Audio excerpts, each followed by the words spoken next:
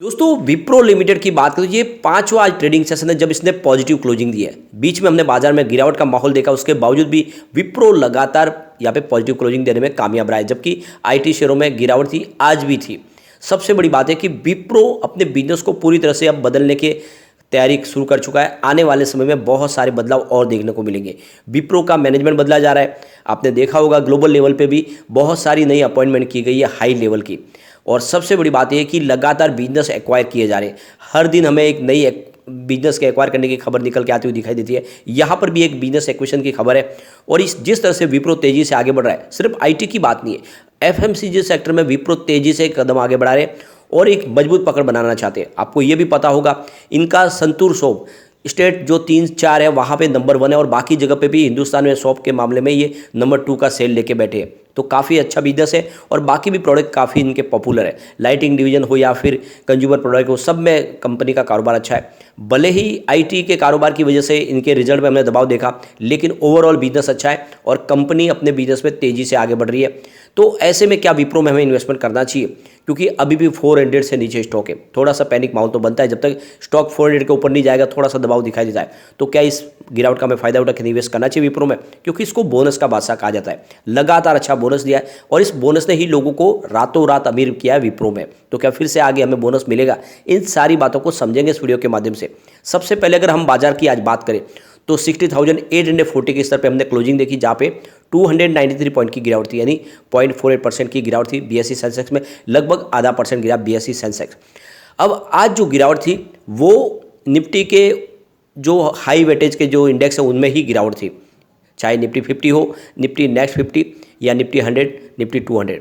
लेकिन आज mid cap और स्मॉल कैप तो ग्रीन थे, वहाँ पे तो गिरावट नहीं थी। गिरावट तो सिर्फ यहाँ पे निफ्टी बेस बड़े स्टॉक के अंदर ही थी। और इस वजह से देखें तो आज की जो गिरावट थी वो आप समझ सकते हो कि बड़े हैवी वेटेज शेयरों में ही थी।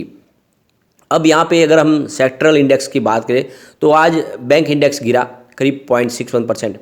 ऑटो में भी गिरावट थी मामूली सी। निफ्टी फाइनेंशियल सर्विस में आधा % की बड़ी गिरावट थी। एफएमसीजी सेक्टर आज काफ़ी नीचे आया, लेकिन आईटी इंडेक्स में भी हमें 0.23% की गिरावट देखने को मिली। उसके बावजूद भी विप्रो ने कमाल अच्छा किया, ये बड़ी बात है। मीडिया में आज तेज़ी थी, मेटल में भी तेज़ी थी। फार्मा फिर से आज गिरा। पीएसयू बैंक ने कमाल किया और बाजार का विनर बना। 1.51% की अच्छी तेज़ी देखने को मिली। प्राइवेट बैंक में गिरावट थी। और रियल्टी की बात करें, यहाँ पे रियल्टी में भी 1% के आसपास की तेज़ी थी। कुल मिला के आप देख सकते हो कि आज की जो गिरावट के पीछे वजह बनी वो है एफआई की भारी बिकवाली। आज एफआई ने बाजार में 2252 रुपीज़ की नई खरीदारी की। सामने उन्होंने 5203 रुपीज़ की बड़ी बिकवाली कर दी। यानी काफ़ी दिनों के बाद आज एफआई की बिकवाली की बात करें तो करीब 2950 रुपीज़ की भारी बिकवाली की है। और एक तरह से देखें जो ईयर का एंड दिन था, इन्होंने एक बहुत ही ज़बरदस्त बिकवाली करके अपनी प्रॉफिट बुकिंग कर ली है और इसी वजह से आज हमें बाजार में गिरावट देखने को मिली। दूसरी तरफ डीआई ने आज बाजार को अच्छे से संभाला। आज डीआई ने करीब 5715 रुपीज़ का नया इन्वेस्टमेंट किया। सामने उन्होंने 3449 रुपीज़ की बिकवाली की। इस तरह से उनकी जो खरीदारी निकल के आ रही है वो करीब 2256 करोड़ रुपीज़, वो काफ़ी अच्छी है। तो बाजार को संभाला। फिर भी आज बिकवाली थी वो एफआई की बहुत ज़्यादा थी पिछले दिनों के मुकाबले। विप्रो की बात करें तो स्टॉक की शुरुआत आज 393 पर हुई, लो बना 391 का और दिन का हाई है 396 का, यानी काफ़ी अच्छा 400 के आसपास जाके स्टॉक आया। क्लोजिंग 392 पर रही, जहाँ पे 0.51% की तेज़ी देखने को मिली। तो गिरते बाजार में आधा % की तेज़ी काफ़ी मायने रखते हैं, क्योंकि आईटी इंडेक्स आज गिरा है। अब यहाँ पे एक महीने के हिसाब से देखें तो स्टॉक में फिलहाल अभी हमें 5% की गिरावट देखने को मिल रही है। 413 के आसपास स्टॉक था 1 दिसंबर को, उसके बाद लगातार गिरावट जारी रही।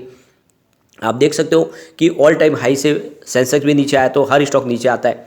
लेकिन पिछले 5 दिन के हिसाब से स्टॉक में हमने 3.41% की अच्छी खासी तेज़ी भी देख ली है। तो विप्रो में बाइंग लेवल अच्छा दिखाई दे रहा है। सबसे बड़ी बात है इसकी कि एक ही वॉल्यूम में काम काज हो रहा है, स्टेबल है स्टॉक पूरी तरह से। आप देख सकते हो 1 मंथ पहले इसका 53 लाख का वॉल्यूम था, लेकिन 1 वीक पहले 44 लाख का वॉल्यूम होता।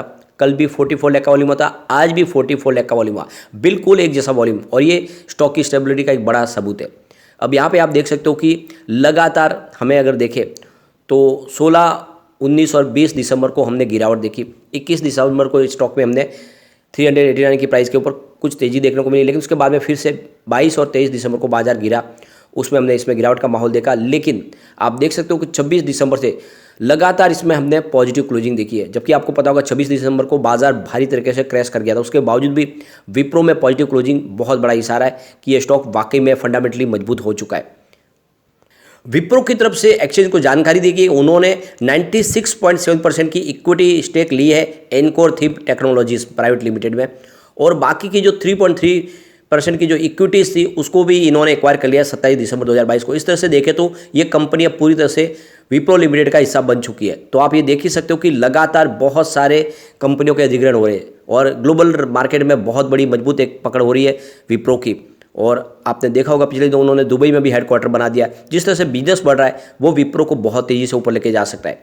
यहाँ पे इसके रिटर्न को देखें तो पिछले 5 साल के हिसाब से स्टॉक ने 66% का पॉजिटिव रिटर्न दिया है, 3 ईयर के हिसाब से 57% का पॉजिटिव रिटर्न दिया है, लेकिन पिछले एक साल में स्टॉक 45% गिर चुका है और 3 मंथ के हिसाब से 0.38% की गिरावट है, 1 मंथ के हिसाब से 3.48% की गिरावट है। तो ये तो आप समझ ही सकते हो कि स्टॉक में काफ़ी ज़्यादा गिरावट हुई है और सिर्फ विप्रो में नहीं, IT शेयर में सब में गिरावट है। विप्रो में थोड़ी ज़्यादा है, लेकिन इस समय रिकवरी भी अच्छी हो रही है विप्रो में, यह भी आप समझ सकते हो। अगर आप इसके शेयर होल्डिंग पैटर्न को देखें तो प्रमोटर की होल्डिंग यहाँ पे 72.95% के आसपास है, यानी प्रमोटर के पास लगभग अपनी शेयर होल्डिंग पैटर्न की जो लिमिट है उसके आसपास के शेयर है, कोई भी इनका गिरवी शेयर नहीं है।